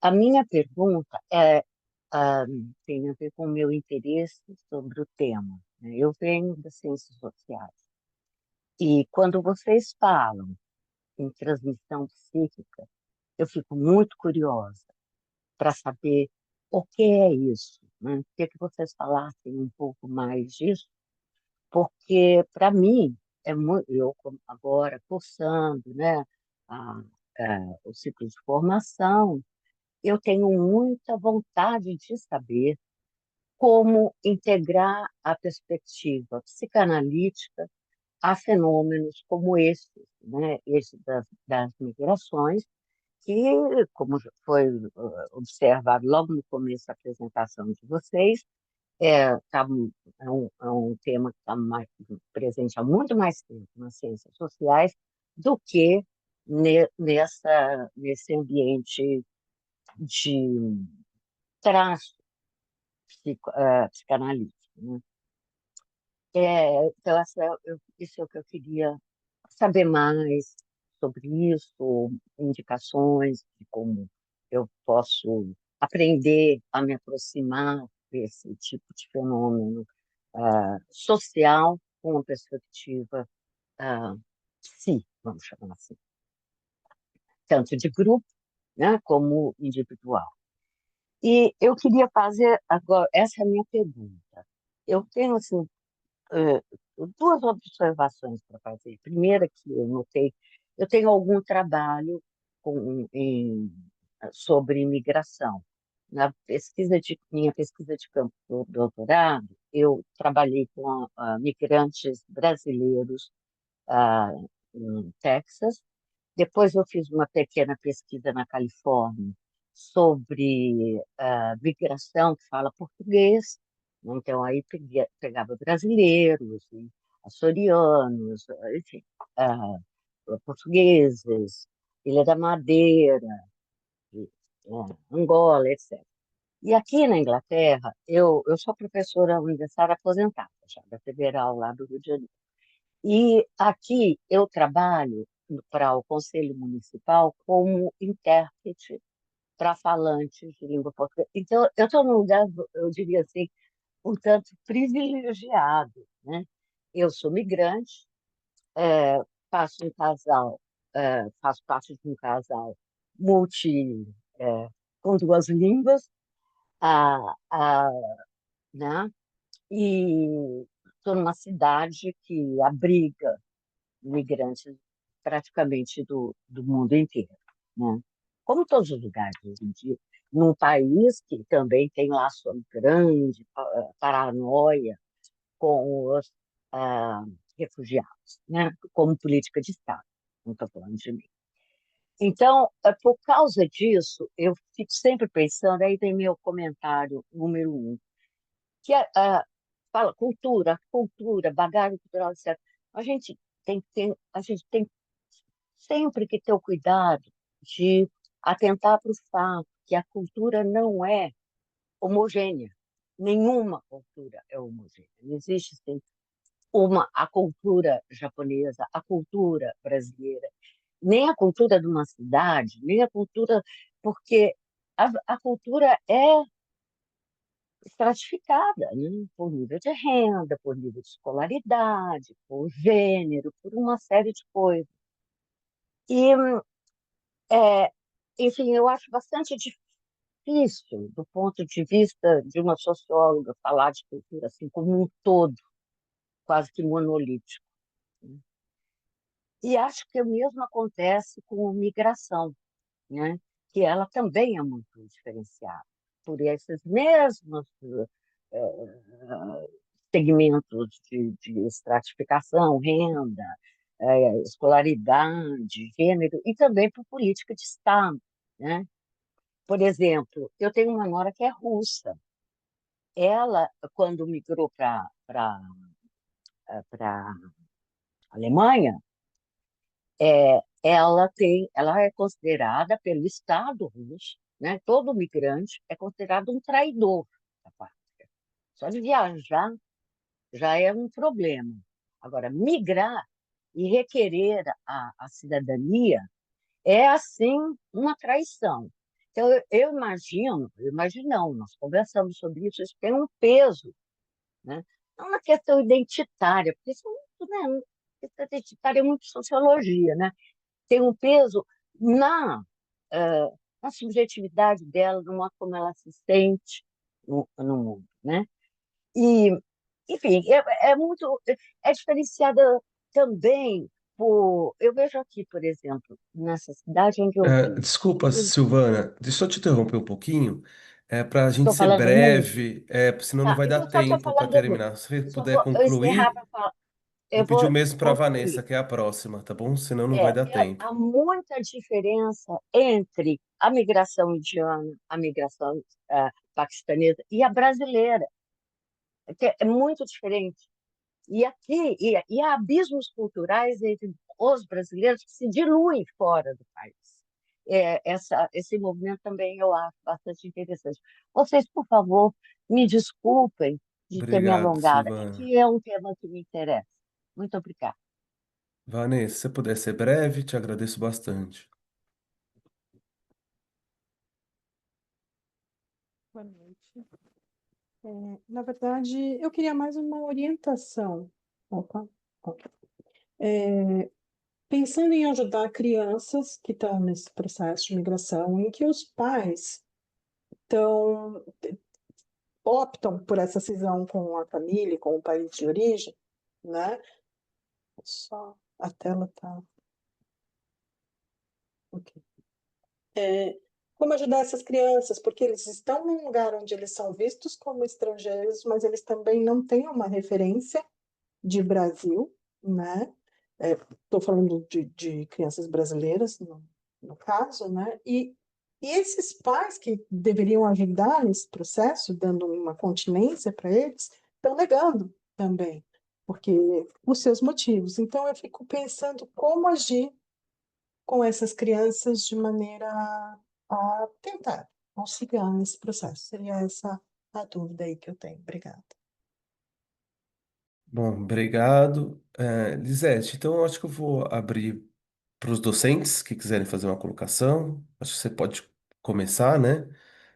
E aí a gente vai rodando aqui entre vocês.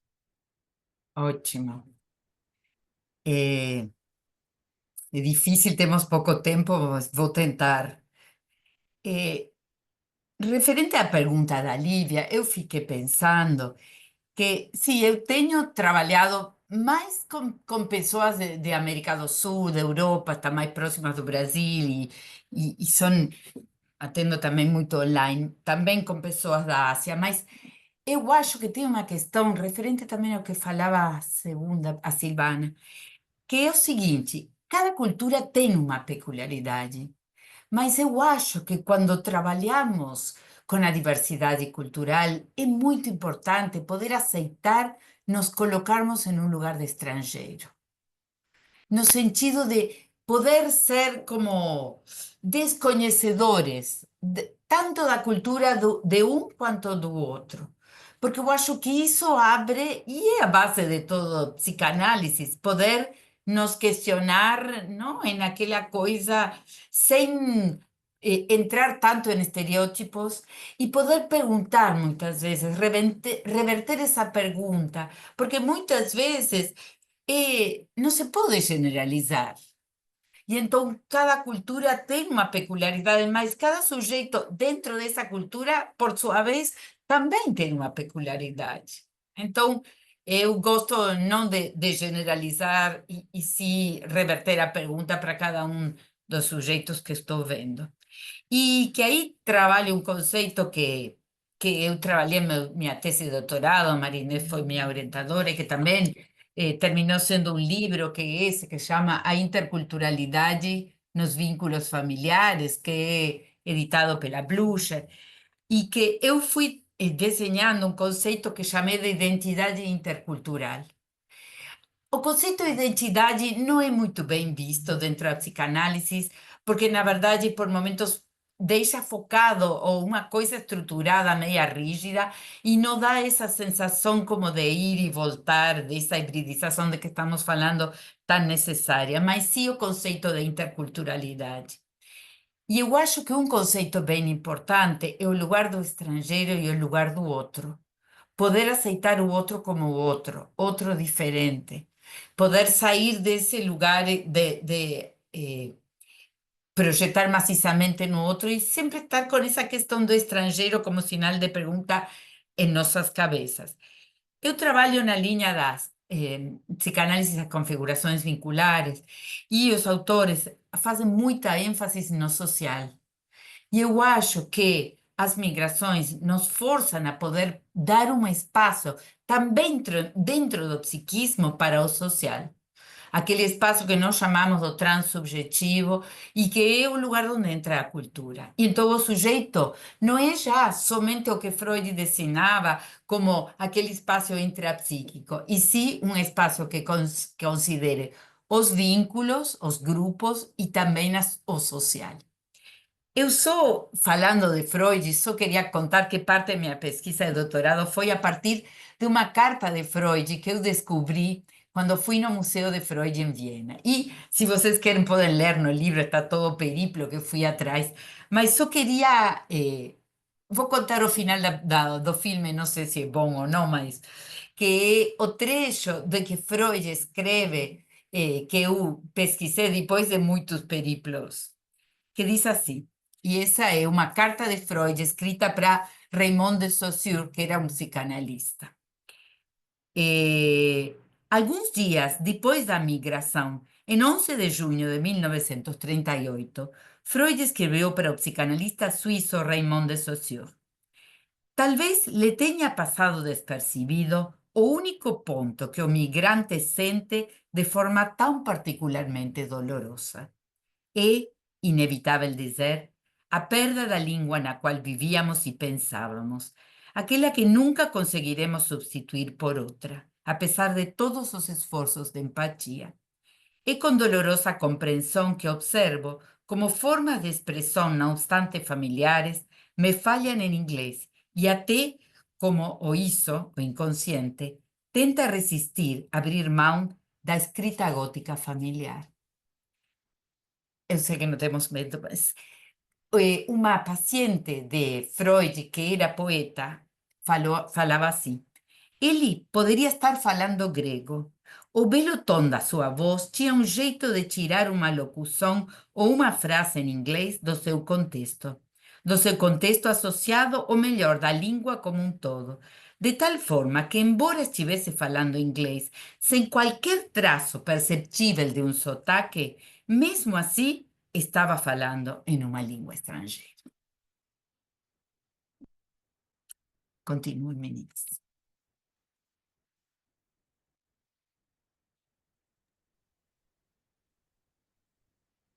Meire, Maria, Fernanda, alguém? Uhum.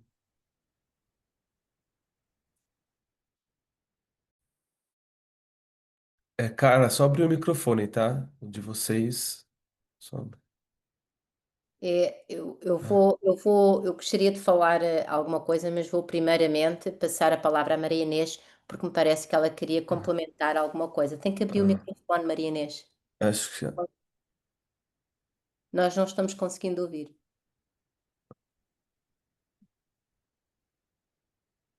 ah, Se alguém puder ajudar a Maria Inês, porque ela está... Garcia, consegue liberar o microfone da Maria? Doutora Maria, eu liberei o microfone, acho que apareceu na sua tela. Ah, tá bom. Agora apareceu. É que ele não estava abrindo. Estão me ouvindo agora? Sim. O que eu queria dizer é só um comentário genérico sobre essa questão do sofrimento, né? Na fala final da Lisette, em relação à carta do Freud, sofrimento da língua, seja em relação ao que a Mary já tinha comentado, em relação ao sofrimento pela diferença cultural. E o que eu acho que talvez contemple algumas das dúvidas das colegas que trouxeram as inquietações, é que tem uma dimensão que não é da diferença cultural. Mesmo quando a colega fala que são múltiplas culturas, sim, mas existem múltiplas culturas brasileiras, mas existe um fundo indiscriminado, algo que eu chamei daquele fundo sincrético, que funciona como depositário de tudo aquilo que de indiferenciado existe em nós e que a cultura contém e mantém. Por isso que eu usei o conceito de enquadre psicanalítico, que é uma herança do Blair. Então, muitas vezes, mesmo que a pessoa já tenha digamos, uma clareza em relação ao trabalho simbólico sobre as diferenças, o reconhecimento do outro e da diversidade, como diz a Lisette, existe um fundo de sofrimento quando você não está na sua, você não tem esse fundo que te mantém, que te sustenta quando você está no estrangeiro.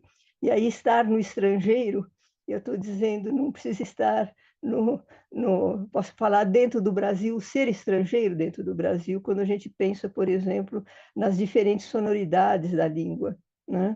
Então, existe alguma coisa que é da ordem do discriminado, do identificado, do reconhecimento da diferença. E existe uma outra questão que eu estou chamando dessa, não sou eu, né? Quer dizer, que teoricamente se é contemplado pela noção de enquadre cultural, que são os mitos, os ritos, hein?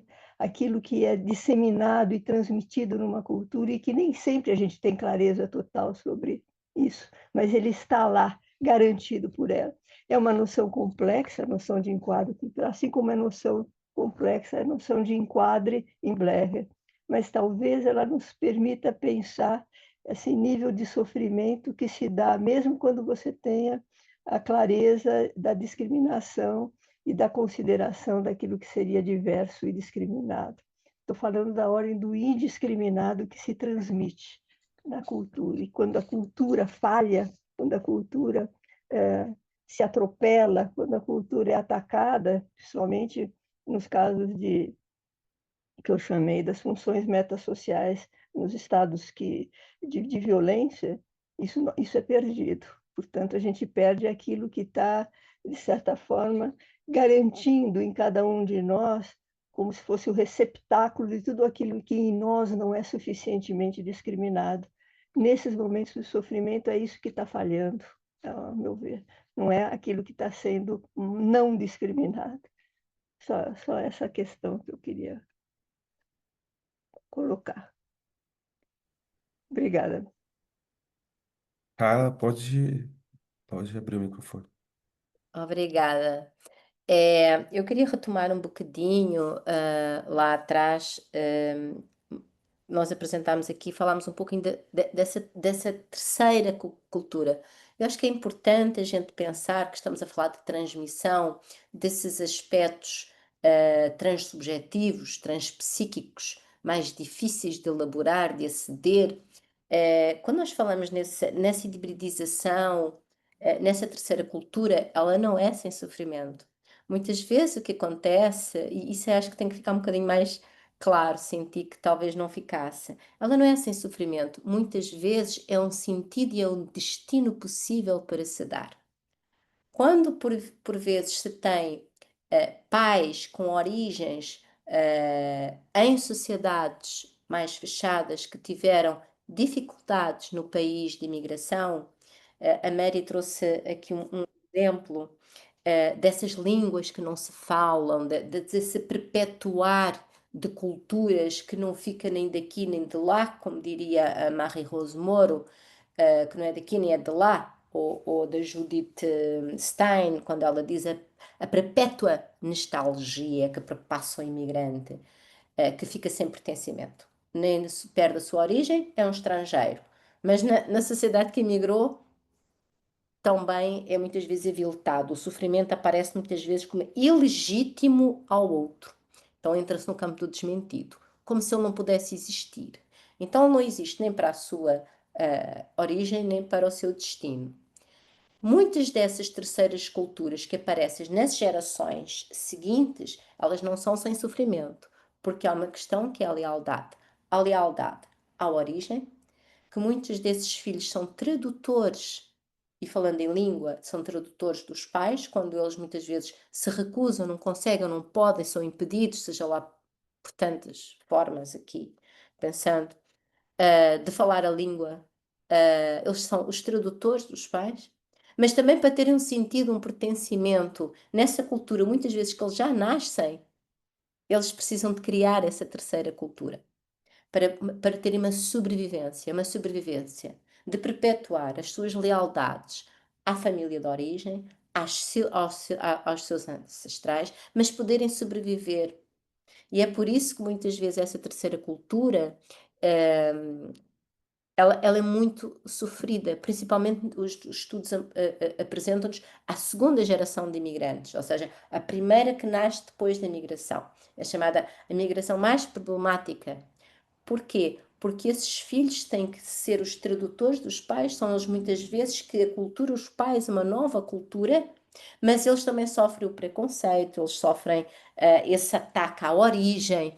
Quantas vezes nós ouvimos nas terceiras e quartas gerações os nomes do preconceito, a piada do português, o turco, o japonês, quer dizer, são todas essas palavras, essas nomeações que fazem muitas vezes o sujeito enveredar para uma terceira cultura que ela pode ser profundamente criativa, e é isso que nós estamos a trazer, mas não sem dano psíquico, mas muitas vezes ligadas a uma sobrevivência psíquica.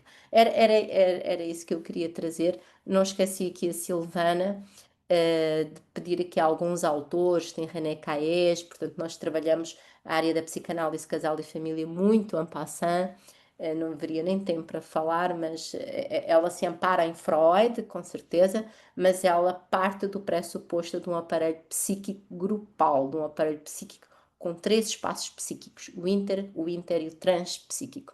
E é por isso que nós falamos de grupalidade psíquica, mas isso já seria outra temática.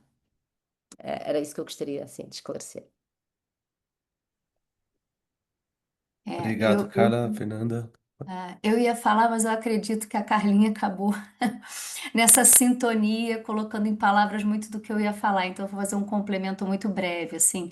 Eu ia falar, né, assim, seguindo a linha do que você está colocando, Carlinha, pensando na questão da Vanessa, né, que eu estava pensando em relação às, você está falando das crianças, e eu pensei, as nascidas, né, de fato, nessa terceira cultura, aquelas que fazem um processo migratório, né, porque existem essas nuances. É, É tão interessante pensar, né? Eu tive uma experiência de viver na França um tempo e eu participei de uma série de ateliês de conversação de pessoas de diversas culturas no mundo inteiro.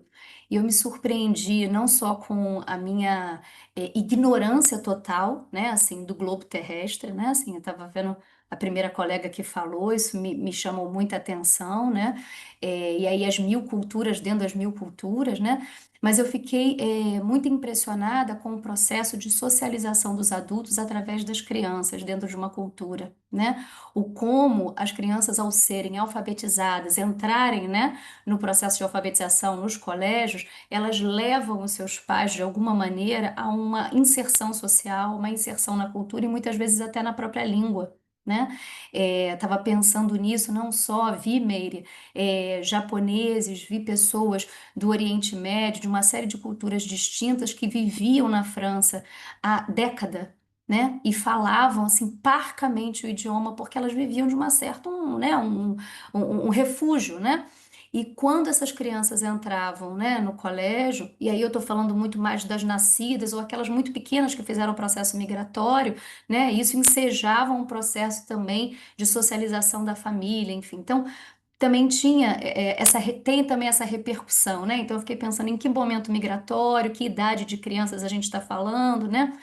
E aí, só para pegar uma última carona nas questões que a Silvana trouxe, porque também é interessante, né, Silvana, pensar que aqui estamos todas nós falando de transmissão psíquica, né? A gente está falando de transmissão entre gerações, mas através da questão psíquica, né? E aí a ênfase na nossa área aqui dentro da psicanálise é o inconsciente. Talvez essa seja a grande marca, né, diferencial do que a gente vê em outras áreas das ciências sociais, né? Essa transmissão através de alguns ritos, das tradições, até mesmo de uma questão mais da oralidade, né? O que é transmitido através da palavra, daquilo que pode ser colocado em palavra, né?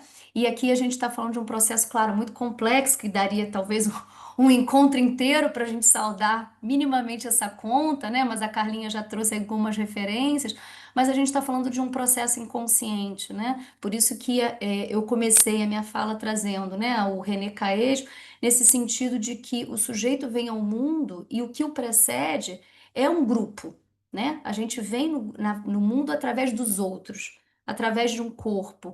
Então, tem essa marca, né? Essa marca do outro, da alteridade.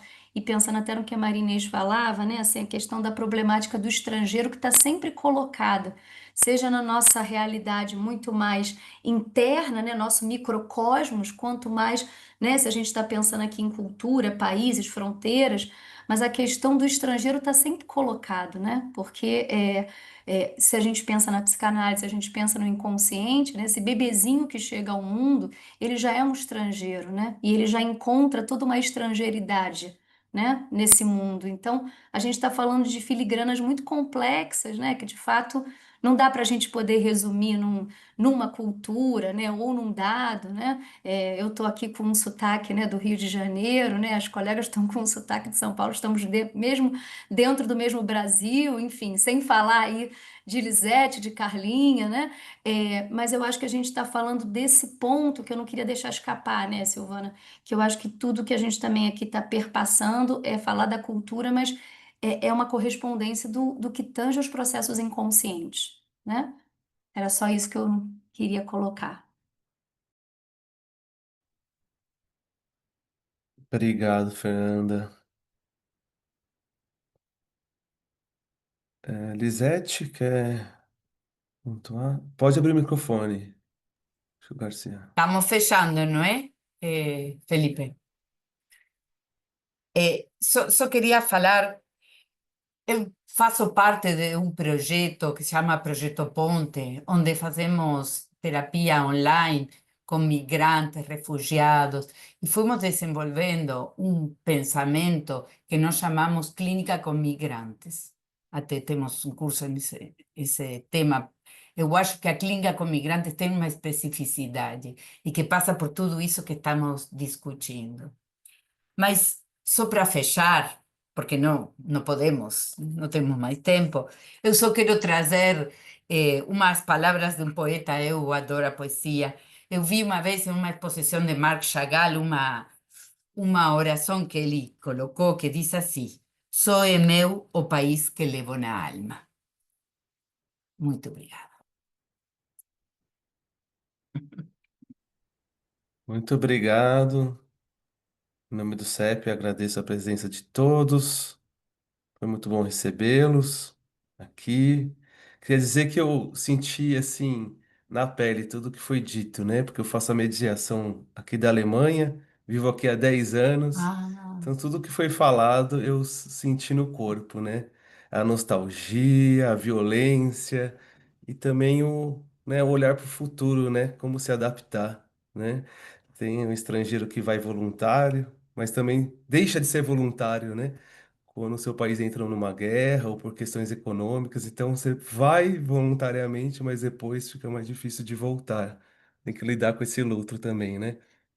Então tá, gente, obrigado. Que bom que vocês vieram, tá bom? Obrigada a todos. obrigada. Muito Tchau, obrigada, tchau. foi ótimo, obrigada. Obrigada, gente. Amei. Obrigada, Obrigada, foi muito bom. Valeu aí. Tchau, pessoal. Até mais. Obrigada. Tchau, Boa boa noite. noite. Obrigada, até Obrigada. mais. Tchau, tchau. Obrigada. Obrigada.